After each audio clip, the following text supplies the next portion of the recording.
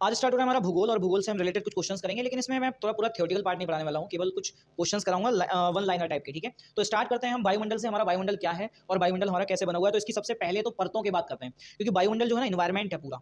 ठीक है, इस एनवायरमेंट के अंदर जैसे हम ये समझे कि ऐसे ये हमारी अर्थ है, और इस अर्थ के चारों तरफ एक वायुमंडल बना हुआ है पूरा। इन सब लेयर्स का अपना अपना काम है, और ये अपने अपने काम के अकॉर्डिंग ही वर्क करती हैं। ये हमारी अर्थ हो गई, अर्थ के पहली लेयर, दूसरी लेयर, तीसरी, चौथी और पांचवी लेयर। बात समझ आ रही है? इस तरह से हम वायुमंडल को समझते हैं। ये हमारी अर्थ है, अर्थ मतलब पृथ्वी है। ठीक है, तो पहली आएगी हमारी क्षोभ मंडल, इसको कहते हैं क्षोभ मंडल, क्षोभ मंडल। बात समझ आ रही है? और वहीं पे दूसरी कौन सी आएगी? समताप मंडल, समताप मंडल। बात समझ आई? समताप मंडल के बाद एक जो नेक्स्ट वाली आएगी वो आएगी हमारी मध्य मंडल, मध्य मंडल। ठीक है, बात समझ आ रही है? मध्य मंडल आ जाएगी। और उसके बाद की अगर हम बात करेंगे तो ये आएगी हमारी आयन मंडल, इसको बोलेंगे हम आयन मंडल। ठीक है, और इस आयन मंडल के बाद की जो लेयर है उसको बोलेंगे बाह्य मंडल। क्या बोलेंगे? बाह्य मंडल। अब सब इनके नाम भी अलग अलग आते हैं, क्योंकि पेपर में हो सकता है ये क्षोभ मंडल, समताप मंडल, बाह्य मंडल, मध्य मंडल ये ना दे, तो तुम्हें इंग्लिश के नाम दे देगा। कौन कौन से? स्ट्रेटोस्फेयर, इसको बोलेंगे स्ट्रोपोस्फेयर, स्ट्रेटोस्फेयर। स्ट्रेटोस्फेयर के बाद ये कौन सा आ जाएगा? मेसोस्फेयर। ठीक है, ये हमारा कौन सा आएगा? मेसोस्फेयर। और आयन मंडल को बोलते हैं हम आयनोस्फेयर, और बाह्य मंडल को बोलेंगे एक्सोस्फेयर, बाहर का एरिया, बाहर का वातावरण। बात समझ आई? इस तरह से ये 5 पार्टों में डिवाइडेड है। कौन कौन? हमारा पूरे अर्थ का इन्वायरमेंट यानी वायुमंडल। ठीक है, पूरा वायुमंडल इसी तरह से हमारा पूरा कन्वर्टेड है। ठीक है, अब बात करते हैं वायुमंडल की जो ये परतें हैं। ठीक है, यहाँ पे ये जैसे क्षोभ मंडल है, या समताप मंडल है, मध्य मंडल है, आयन मंडल है, बाह्य मंडल है, इन सबको हम कैसे रीड आउट करते हैं, किसके अकॉर्डिंग इसको हम स्टडी करते हैं, किसमें? तो ये होती है एरोलॉजी। क्या बोलते हैं इसको? एरोलॉजी, एरोलॉजी। एरोलॉजी में हम इसको पढ़ते हैं। किसको? हमारी किसको पढ़ते हैं एरोलॉजी में? वायुमंडल की जो ऊपरी परत है। ठीक है, जो ऊपरी परत है उन सबके लिए हम एरोलॉजी में पढ़ते हैं। बात यहाँ पे नहीं लिख रहा हूँ मैं, इसको यहाँ से इरेज कर देता हूँ। ठीक है, एरोलॉजी में किसको पढ़ेंगे? हम ऊपरी परतों को एरोलॉजी में पढ़ेंगे। बाकी हम अगर निचले अर्थ की बात, निचले यहाँ पे क्या आ जाएगा? ये तो एरोलॉजी आ जाएगा, एरोलॉजी। और अगर हम इसके अंदर की बात करेंगे, किसके अंदर की? अर्थ के नियर बाई की जो हमारी इस वो है ना, उनको पढ़ेंगे तो मेटेरोलॉजी। क्या बोलेंगे इसको? मेटेरोलॉजी। में यहाँ लिख दूँ, यहाँ पे लिख देता हूँ, मेटेरोलॉजी। मेटेरोलॉजी में हम इसके अंदर की अंदर की परतों के बारे में पढ़ेंगे। किसके? अर्थ के ऊपर की जितनी परतें हैं वो सब एरोलॉजी, और अंदर की जितनी परतें हैं वो सब मेटेरोलॉजी। बात समझ आई? इनके बारे में हम यहाँ पर स्टडी करते हैं। अच्छा, मुख्यतः इस पूरे एनवायरनमेंट में कौन कौन सी गैसें पाई जाती हैं? तो गैसों की अगर हम बात करें, मैं यहाँ से इसको इरेज कर लेता हूँ थोड़ा सा एरिया, ताकि मैं लिख पाऊँ यहाँ पर। ठीक है, देखो, अगर हम इसके किसकी बात करें, आगे की बात करें कि इसमें और क्या क्या है। जैसे यहाँ पे सबसे पहले गैसों की बात करते हैं, गैसों की बात करते हैं। गैस कौन कौन सी है? सबसे पहले नंबर पे है नाइट्रोजन। कौन सी है? नाइट्रोजन। नाइट्रोजन कितनी परसेंट है? कि 78%, 78.08% है, ये भी याद रखना। ठीक है, हो सकता है 78 लिख दे और 78.08 भी लिख दे। ठीक है, तो 78.08 है। वहीं पे दूसरी नंबर पे आती है हमारी जो सबसे ज्यादा गैस है, वो है ऑक्सीजन। कौन सी है? ऑक्सीजन। और ऑक्सीजन कितने परसेंट है? कितने परसेंट है? 20.93%, ये याद रखना, 20.93%। वहीं पे थर्ड नंबर पे हमारी जो सबसे ज्यादा गैस आती है वो आती है कार्बन डाइऑक्साइड, कार्बन डाइऑक्साइड। ठीक है, ये कितनी है? ये है हमारी 0.03%। बात समझ आ रही है? यानी सबसे ज्यादा नाइट्रोजन, नाइट्रोजन के बाद ऑक्सीजन, ऑक्सीजन के बाद हमारी कार्बन डाइऑक्साइड आती है। इससे पहले एक और है हमारी इसको बोलते हैं आर्गन, आर्गन गैस है, आर्गन। और आर्गन है हमारी 0.93%। बात समझ रहे हो? यानी टोटल हमारा जो परसेंटेज है वो 100% है। 100% में से 78.08% क्या है? हमारी नाइट्रोजन है। और वहीं पे अब हम बात करें ऑक्सीजन की, तो 20.93% क्या है? हमारी ऑक्सीजन है। और वहीं पे 0.93% की अगर हम बात करें तो हमारी आर्गन है। और वहीं पे अगर हम बात करें किसकी? कार्बन डाइऑक्साइड, CO2 की, तो ये हमारी है कितनी? 0.03%, 0.03% हमारी CO2 है। बात समझ आ रही है नहीं आ रही है? और बाकी की और भी अक्रिय गैसें हैं एनवायरनमेंट के अंदर। ठीक है, अगर इन सबको प्लस करोगे तो देखो कितना आ रहा है, 6 और 8 14 का 4 1 कैरी, 10 19 18 9, और यहाँ पे 1, यानी ये आ गया 9 और ये भी 9 आ गया। 99.4% तो इन गैसेस का हो गया। लेकिन बाकी जो गैस बची 0.07%, 0.07 वो 6%, 0.06, इसमें बाकी की जितनी गैस हैं, चाहे वो हीलियम हो, आर्गन, और भी डिफरेंट टाइप की नियॉन हो, या जितनी भी गैसेस हैं, वो सब इस इतने परसेंट में आती हैं। बात समझ आई या नहीं आई? समझ आ गई? अब आते हैं नेक्स्ट पॉइंट पर। ये तो बात हुई इतनी।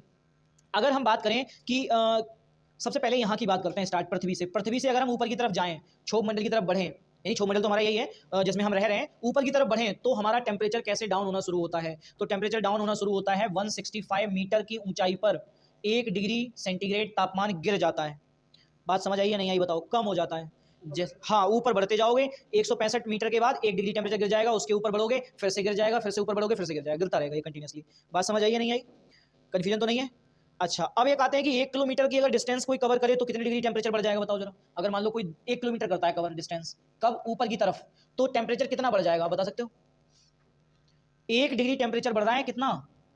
1 डिग्री टेम्परेचर बढ़ रहा है 165 मीटर पे। बात समझ रहे हो?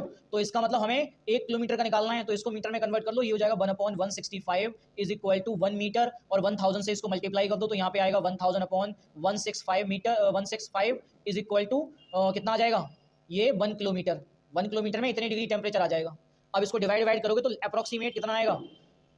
200 के आसपास है, तो 5 और 6 के आसपास आएगा, 6 पॉइंट समथिंग आएगा, 6.5 के आसपास, 6.5 के आसपास का टेम्परेचर आएगा। इतने डिग्री टेम्परेचर क्या हो जाएगा? 1 किलोमीटर अगर हम ऊपर चले जाएं तो इतने डिग्री टेम्परेचर कम हो जाएगा। ये बात समझ आई या नहीं आई बताओ? और अगर कोई पूछ ले कि भैया इसमें इन्वायरमेंट में सबसे ज़्यादा गैस कौन सी है, तो कौन सी बताओगे? नाइट्रोजन गैस है, सबसे ज़्यादा नाइट्रोजन है, 78% है, इससे ज़्यादा कोई गैस है ही नहीं। तो सबसे ज़्यादा क्या है? हमारी नाइट्रोजन है। ये बात समझ आई या नहीं आई? अब हम बात करते हैं, अच्छा समताप मंडल का एक और नाम भी होता है संवहन मंडल। क्या होता है? संवहन मंडल, ये भी याद रखना, ठीक है। अब बात करते हैं हम और कुछ केसेस की, जैसे मान लो सबसे ज़्यादा अगर हम बात करें किसकी, कि भाई जो संवहन मंडल है, या संवहन को छोड़ो, पहले हम कुछ और बात करते हैं। ये जो क्षोभ मंडल है, इस क्षोभ मंडल की डिस्टेंस कितनी है, टोटल लंबाई, मतलब इसकी मोटाई कितनी है? इस जो आपकी क्षोभ मंडल है, जो लेयर है, इस लेयर की मोटाई कितनी है? आपसे कोई पूछे क्या बताओगे? बताओ भाई। तो इसकी है 18 किलोमीटर, याद रखनी है। कितनी है? 18 किलोमीटर। कितनी है?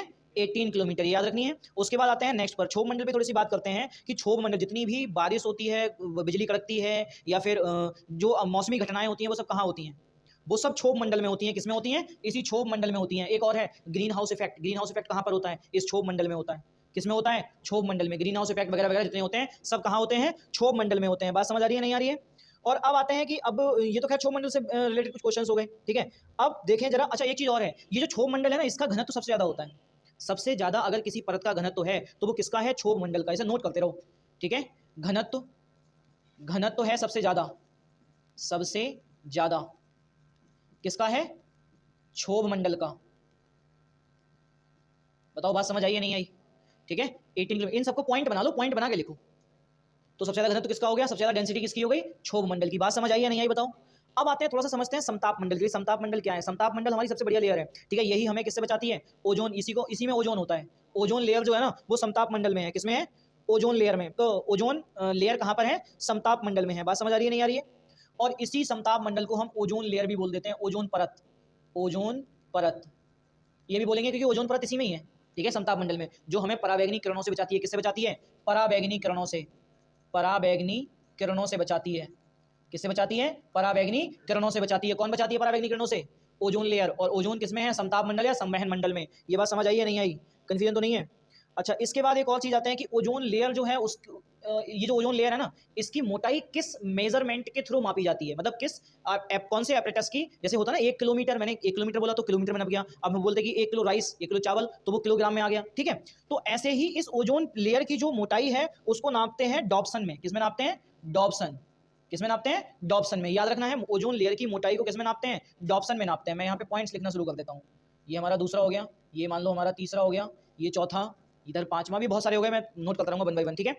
अच्छा, नेक्स्ट पे आते हैं। तो ये तो हमारा कॉन्सेप्ट ये डॉप्सन यूनिट का हो गया कि भैया डॉप्सन यूनिट में किसको नापते हैं हम? ओजोन लेयर की मोटाई को नाप लेते हैं। बात समझ रहे हो? अच्छा, इसके बाद हम आते हैं समताप मंडल। अब ये समताप मंडल की मोटाई कितनी होती है? मतलब हमने जैसे इसकी मोटाई देखी थी तो 18 किलोमीटर थी, ऐसे ही समताप मंडल की मोटाई कितनी होती है?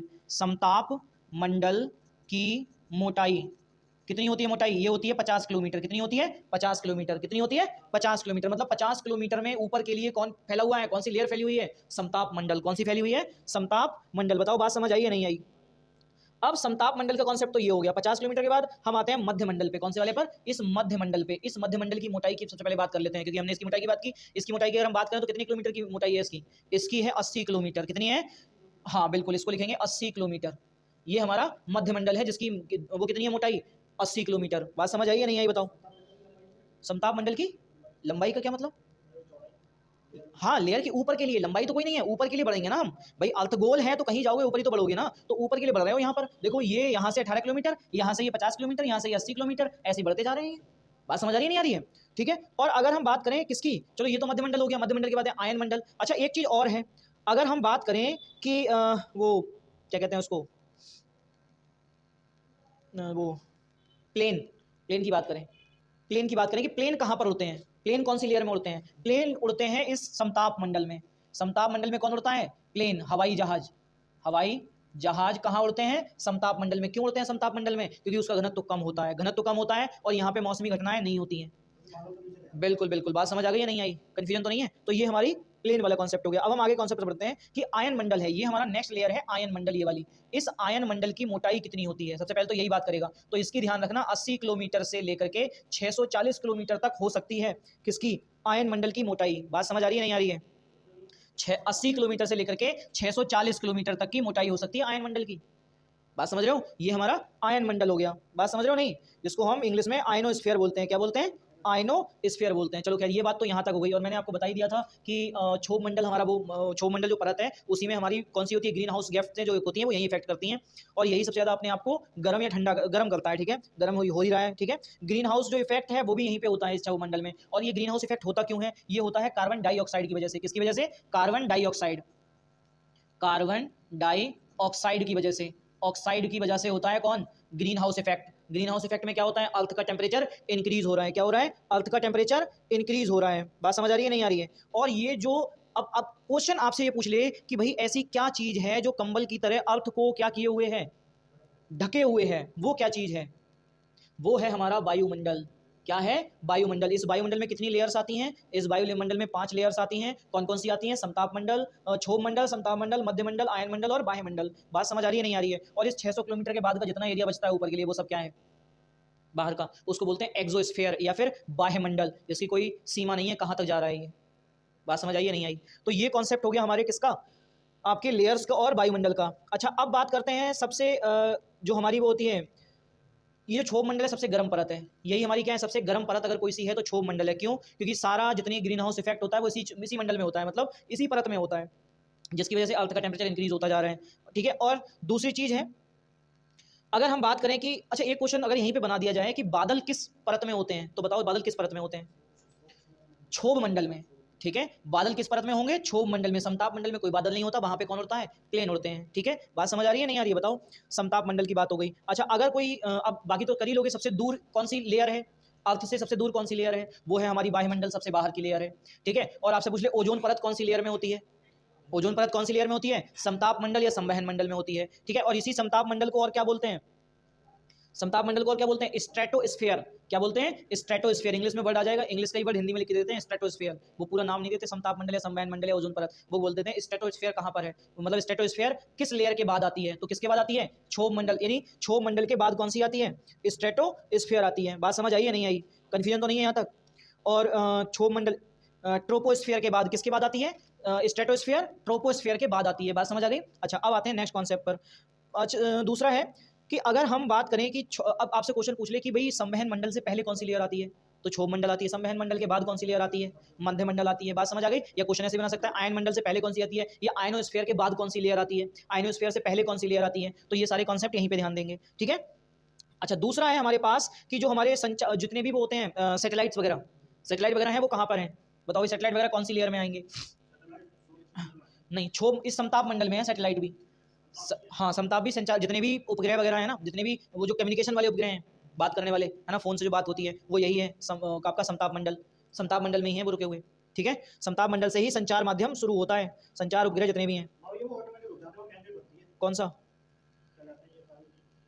क्योंकि यहाँ से संचार जब उपग्रह यहाँ से जब रेस जाती हैं तो वो आगे बढ़ेंगी नहीं, संताप मंडल ओजोन लेयर उसको रोक लेगी, रिएक्शन कर लेगी, बात खत्म कर देगी वहीं पर। ठीक है, तो वो ऊपर की जगह जाएंगी नहीं तो नीचे तो आनी ही रहेंगे। ठीक है, तो वो समताप मंडल की वजह से नीचे ही चली आती हैं। तो जितने संचार उपग्रह हैं वो सब किसमें हैं? समताप मंडल में ही हैं। यहीं से वो रेंज को पकड़ते हैं, यहीं से वॉकी टॉकी या जितने भी वो हैं वो सब वर्क करते हैं। हाँ सब रुके हुए हैं ये। बात समझ आ गई? एक जगह रुके हुए नहीं है, चल रहे हैं ग्रेविटेशनल फोर्स की वजह से। ये जो चल रहे हैं ना, इसे घूमते रहते हैं ग्रेविटेशनल फोर्स की वजह से। अर्थ उनको अपनी तरफ भी खींचती है। ठीक है, ऐसे ही चंद्रमा रुका हुआ है, मून कैसे रुका हुआ है? अर्थ के ग्रेविटेशन की वजह से। ठीक है, और चंद्रमा के ग्रेविटेशन की वजह से क्या होता है? पृथ्वी पे ज्वार भाटा आता है। ठीक है। क्या आता है? हाई टाइड और लो टाइड आता है। इंग्लिश में हाई टाइड लो टाइड बोलते हैं और हिंदी में ज्वार भाटा बोलते हैं, ठीक है। अच्छा, अब बात करते हैं कि ये जो ऊंचाई बढ़ने पर अगर हम क्षोभ मंडल में ऊपर की तरफ बढ़े तो टेम्परेचर कम होता है या ज्यादा होता है, पहले बताओ। हम अपनी अर्थ से क्षोभ मंडल में ऊपर की तरफ बढ़े तो टेम्परेचर कम होगा या ज्यादा होगा? कम होगा, ज्यादा होगा? कम होगा, पक्का? बिल्कुल घटेगा, क्योंकि मैंने बताया था 1 डिग्री टेम्परेचर बढ़ कितनी ऊंचाई बढ़ जाता, कम हो जाता है? 165 मीटर की ऊंचाई पे क्या हो जाता है हमारा? 1 डिग्री टेम्परेचर कम हो जाता है। बात समझ आई या नहीं आई? अच्छा, ऐसी कौन सी लेयर है जिसका जो टेम्परेचर है वो बिल्कुल चेंज नहीं होता? वो कौन सी लेयर है? बिल्कुल, वो समताप लेयर है, समताप मंडल है, जिसकी टेम्परेचर जिसका टेम्परेचर चेंज नहीं होता। कहाँ पे लिख दूँ इसमें? यहीं लिख दूँ, temperature no change, no change in temperature, no change in temperature. बात समझ आई या नहीं आई? यही हमारा मेन कॉन्सेप्ट है यहाँ का कि टेम्परेचर अगर किसी में चेंज नहीं होता तो वो नहीं होता समताप मंडल में, ठीक है। अच्छा, नेक्स्ट पर आते हैं। अगर हम बात करें सबसे ठंडी परत कौन सी है, अब ठंडी परत की बात आती है कि सबसे ठंडी परत इसमें से कौन सी है? क्षोभ मंडल, समताप मंडल, मध्य मंडल, आयन मंडल या बाह्य एक्सोस्फीयर या बाह्य मंडल? बताओ भाई। कौन सा? मध्य मंडल, ये सबसे ठंडी परत है। यहीं लिख दो, सबसे ठंडी परत, सबसे ठंडी परत। सबसे ठंडी परत अगर कोई सी है तो वो कौन सी है? मध्य मंडल है। बताओ, बात समझ आई या नहीं आई? अब आते हैं एक और कॉन्सेप्ट पर। अब हमारी ये मध्य मंडल है ना, ये भी हेल्प करती है हर चीज़ में। कैसे कैसे करती है? जैसे मान लो यहाँ से बाहर से कोई उल्का पिंड यहाँ पे आते हुए टकराते हुए चला आया, अर्थ की तरफ को मुंह दिखाते हुए, जो चलो भाई अर्थ पे लेटेंगे सोएंगे, है ना, तो क्या होगा? यहाँ सोएंगे थोड़े, यहाँ पे अगर आ जाए तो दिक्कत हो जाएगी। अच्छा, बाहर के जो उल्का पिंड है बड़े बड़े भी होते हैं, छोटे छोटे भी होते हैं, तो वो इस मध्य मंडल, ये मध्य मंडल ही है जो हमारी उन उल्का पिंड को पृथ्वी पर आने के लिए क्या करती है? रोक देती है, ठीक है, यानी कि हेल्प करती है, इनसे बचाती है हमें, ठीक है। बात समझ आई या नहीं आई? अब बात करते हैं घनत्व की। तो घनत्व हमारा सबसे ज्यादा किसका था? ट्रोपोस्फियर का था, यानी क्षोभ मंडल का था, और सबसे कम था समताप मंडल का, ठीक है। बादल का घनत्व सबसे ज्यादा कहाँ होता है? क्षोभ मंडल में। क्यों? क्योंकि बादल कहाँ होते हैं? क्षोभ मंडल में होते हैं। जब क्षोभ मंडल में है तो यहीं पे इनका सबका घनत्व क्या रहेगा? सबसे ज्यादा रहेगा, ठीक है। अच्छा, अब दूसरा आते हैं कि सबसे ज्यादा गर्म कौन सा वायुमंडल होता है? हाँ, क्यों? सबसे ज़्यादा ठंडा यही है, सबसे ज़्यादा गर्म भी यही होता है, क्षोभ मंडल। क्यों? क्योंकि ऊपर से रेज आई और रेज आने के बाद जो वो आती हैं ग्रीन हाउस गैसेस, वो उसको एब्जॉर्ब कर लेती हैं, और ग्रीन हाउस गैसेस कहाँ होती हैं? अर्थ की तरफ खिंच जाती हैं, अर्थ की तरफ नीचे रहती हैं। तो जैसे रिफ्लेक्शन होता है, यहाँ से कोई क्या आई, रेज आई लड़ते हुए, मतलब यहाँ से कोई रेज चली और अर्थ तक पहुंची और रिटर्न होकर फिर वापस ऐसी आ जाती है, इसको क्षोभ मंडल रोक देता है। इसलिए सबसे ज़्यादा गर्म भी यही करती है, ठीक है। पृथ्वी से विकिरण के द्वारा जो भी मतलब मुख्यतः जो गर्म होता है, अर्थ जो गर्म होती है, वो अर्थ कैसे गर्म होती है? अर्थ के गर्म होने का भी मेन रीजन यही है, ठीक है। कौन सी? Green house gases. बात समझ आई या नहीं आई? और सबसे ज्यादा अक्रिय गैस कौन सी है अर्थ पे, जब हमने बात करी थी अभी? बताओ चलो, अक्रिय गैस कौन सी है? अक्रिय गैस कौन सी होती है? ऐसी गैस जो किसी से रिएक्शन नहीं करती है एक नॉर्मल टेम्परेचर पर, या किसी भी मोस्टली टेम्परेचर पर, जैसे हीलियम। इसको हीलियम को रिएक्शन करने के लिए बहुत बड़े टेम्परेचर की जरूरत होती है, जैसे अर्थ उसका सन का टेम्परेचर है, ठीक है, या फिर और डिफरेंट टाइप के टेम्परेचर बहुत ज्यादा। तो हमारा दूसरा सबसे ज्यादा जो अक्रिय गैस है वो कौन सी है? आर्गन। आर्गन हमारी क्या है? अक्रिय गैस है। हीलियम भी है इन्वायरमेंट के अंदर, ठीक है, लेकिन वो सब बहुत स्मॉल स्मॉल क्वांटिटी में है, उनके अंदर इतना पूछता नहीं है कितनी क्वांटिटी आएंगी। बताओ, बात समझ आई या नहीं आई? कंफ्यूजन तो नहीं है यहाँ तक? ये था हमारा थोड़ा सा कॉन्सेप्ट किसका? वायुमंडल का। पूरे वायुमंडल का जो मोस्टली तो नहीं है, थोड़ा सा पार्ट है, ठीक है। ये हमारा भूगोल से रिलेटेड था, ठीक है, जो हमने